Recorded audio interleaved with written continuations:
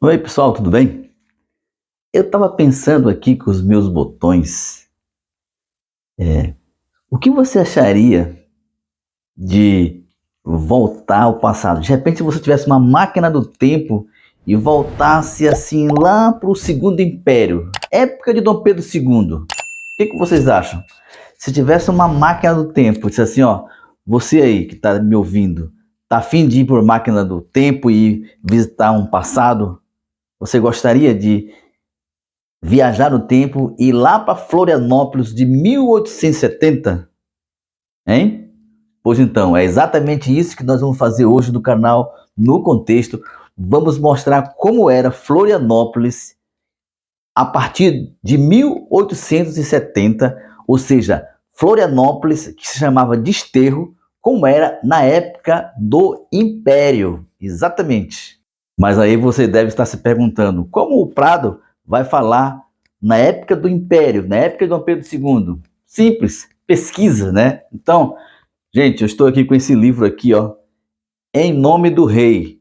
É do César do Canto Machado, um livro que foi editado pela empresa editora Insular.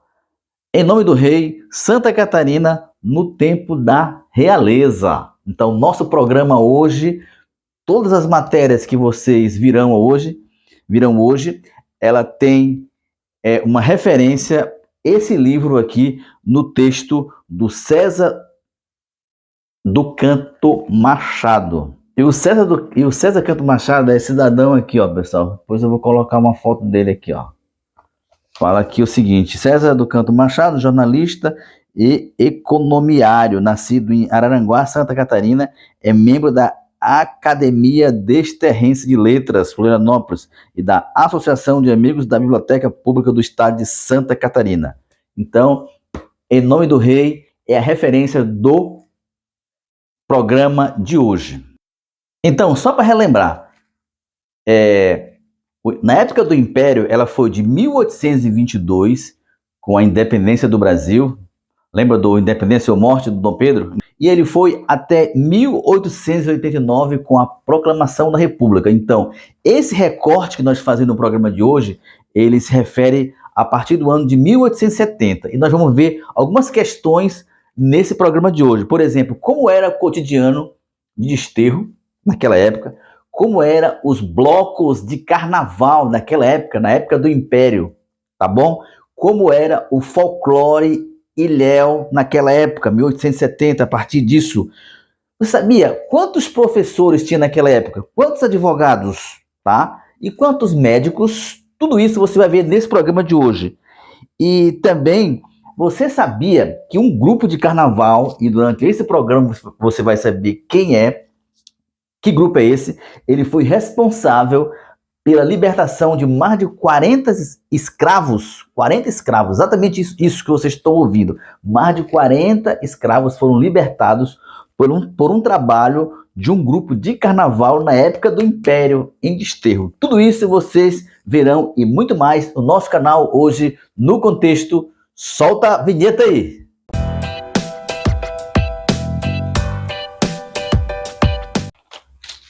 Então, gente, vira a vinheta. Então, vamos para o primeiro bloco. E nesse primeiro bloco, vocês vão ver como eram as festas de carnaval, tá bom? Como era o folclore ilhéu, enfim. Então, vamos lá para essa história que nós vamos viajar no tempo e vamos chegar a partir do ano de 1870, quando Florianópolis ainda se chamava Desterros. Vamos para o vídeo.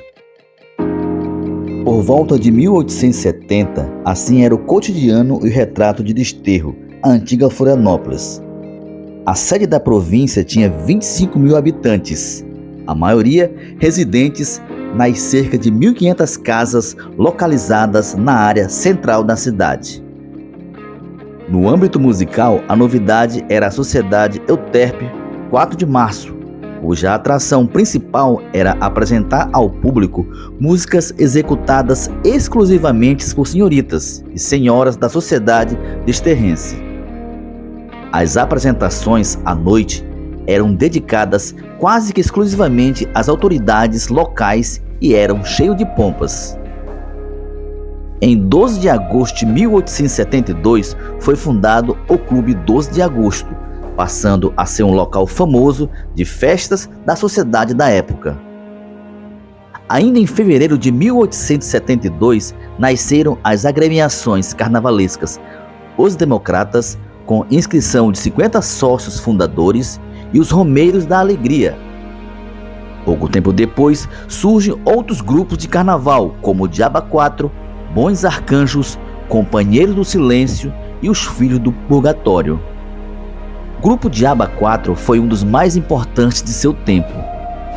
Por meio do seu carnaval, em 1882, 6 anos antes da Lei Áurea, a forte campanha realizada pelo grupo contribuiu para a libertação de 42 escravos em desterro. A história conta que na época, na cadeia pública, localizada na Praça 15, onde hoje é o Museu de Florianópolis, era comum ouvir o grito dos escravos presos apanhando. Essa realidade, porém, não impedia que o povo daquela época se divertisse. O Carnaval de 1884, por exemplo, entrou para a história como um dos melhores do período. Uma multidão saiu às ruas para celebrar a festa ao som do Diaba 4, Romeiros da Alegria, Bons Arcanjos, Companheiro do Silêncio e os Filhos do Purgatório. Gente, estava tão empolgado com o início do programa que eu nem pedi para vocês se inscreverem no canal, né? Então agora é hora, né? Aproveitem, relaxem, vocês estão gostando da história, se inscrevam no canal, ok? Então se inscreva, porque você está se inscrevendo, você está dizendo para o YouTube que está apoiando este projeto, porque o canal No Contexto ele trabalha sobre a memória histórica da grande Florianópolis e também de Santa Catarina, tá bom? E o seguinte, nesse segundo bloco agora vamos falar, pessoal, será que na época do Império, presta atenção, será que tinha festival de cerveja? Será que tinha alguma festa que tinha alguma alusão à cerveja? Nesse bloco você vai saber. Outra coisa, boi de mamão na época do Império. Será que existia boi de mamão? Será? Então vamos, nesse bloco vocês vão perceber se realmente isso existia ou não aqui na época do Império, desterro, antiga Florianópolis. Vamos ver como isso aconteceu. Um dos lugares preferidos da sociedade de desterro se divertir, por volta de 1884, era a fábrica de cerveja de propriedade de Daniel Schittler. Essa fábrica ficava na Rua do Senado, na atual Felipe Schmidt. O ambiente da indústria da época e a cerveja misturada com a boa música eram tão disputadas que o proprietário, Daniel, tinha que cobrar ingresso. Na época do Império, o folclore ilhéu açoriano não passava em branco. Havia animadas noitadas de boi de mamão, que eram organizadas por famílias simples nas ruas da cidade. Em 1871, uma apresentação de boi de mamão foi organizada exclusivamente para Joaquim Bandeira de Gouveia, então presidente da província de Desterro. Na área de produtos alimentícios, a padaria mais conhecida no tempo do Império era Costa e Richard, cujo livro de César Canto não cita onde ficava. Sabe-se, porém, que ela servia pão frescos e variados produtos de confeitaria. Então, pessoal, vocês já viram aí que realmente tinha uma cerveja, a galera gostava de uma cerveja e até para uma fábrica de cerveja curtir uma música ao vivo já na época do Império, né? Vocês já viram também que tinha carnaval, o negócio, o grupo Diaba 4 era muito bom, né? Nós vimos aí. Seguinte, nesse bloco 3, até anotei aqui, ó, a título de curiosidade, qual a quantidade de carne que as pessoas de Desterro, na antiga Florianópolis, na época do Império, na época de Dom Pedro II, consumia?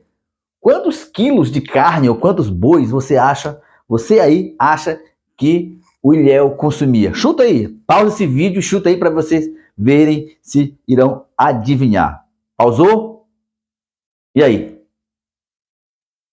Acertou ou não acertou? Bem, vamos deixar para que este vídeo revele este segredo. Outra coisa, quantos professores e quantos advogados e quantos médicos existiam em Desterro, na antiga Florianópolis, na época do Império? É exatamente isso que vocês irão observar e assistir e acompanhar neste bloco. Solta o vídeo! No final do reinado de Dom Pedro II, os ilhéus da área central de Desterro, a mais povoada, consumiam cerca de 70 bois por semana. Vendia-se carne bovina em apenas 2 açougues. A obra de César Canto não cita os nomes. O café consumido pela população, muito deles era plantado nos quintais das casas e também torrado nos domicílios. Um dos maiores comerciantes de café da época se chamava Manuel Araújo Antunes, que já fazia o abastecimento do comércio local. No setor terciário existiam 9 advogados, 12 médicos e 45 professores. Entre os profissionais, um dos mais famosos era o cabeleireiro Lois Lang, responsável por fazer a cabeça das madames da época. Entre os homens era comum aparar meticulosamente as longas barbas estilo Suíça e os espessos e vistosos bigodes. Então, pessoal, muito obrigado. Hoje a nossa viagem foi bastante longa, né? Fomos viajar no tempo, fomos para a época de Dom Pedro II, pessoal, né? E vimos lá que na época já tinha boi de mamão, tinha carnaval de alta qualidade, tinha café, tinha pessoas consumindo café e também fazendo todo um trabalho de venda no comércio, né? Então, tudo isso que vocês viram, pessoal, todas essas informações que vocês viram no programa de hoje, elas foram tiradas deste livro aqui, ó, Em Nome do Rei, tá? Em Nome do Rei, Santa Catarina no tempo da realeza. Nós fizemos um recorte a partir de 1880. Algumas curiosidades. E neste livro, pessoal, tem muita coisa, sabe? Muita história, muitos detalhes interessantes. César do Canto Machado, Em Nome do Rei, hoje foi a nossa referência aqui no canal No Contexto, tá bom? Seguinte, espero que vocês tenham gostado, se inscrevam no canal, este aqui é meu contato, tá? Vou dizer mais devagar, este aqui é meu contato. Então se inscreva, este aqui é meu Instagram, tá bom? Instagram do canal, meu Instagram pessoal, enfim. Pessoal, muito obrigado, fico muito feliz por vocês estarem novamente aqui assistindo este meu vídeo. Compartilhe, manda pro colega, pega o WhatsApp aí, compartilha esse vídeo, porque você está fortalecendo este canal chamado No Contexto, que trata da memória histórica da grande Florianópolis de Santa Catarina. Este é o propósito deste canal. Dito isto, me despeço desejando felicidade, sucesso e que essa semana comece com muita positividade. Valeu, pessoal! Tchau!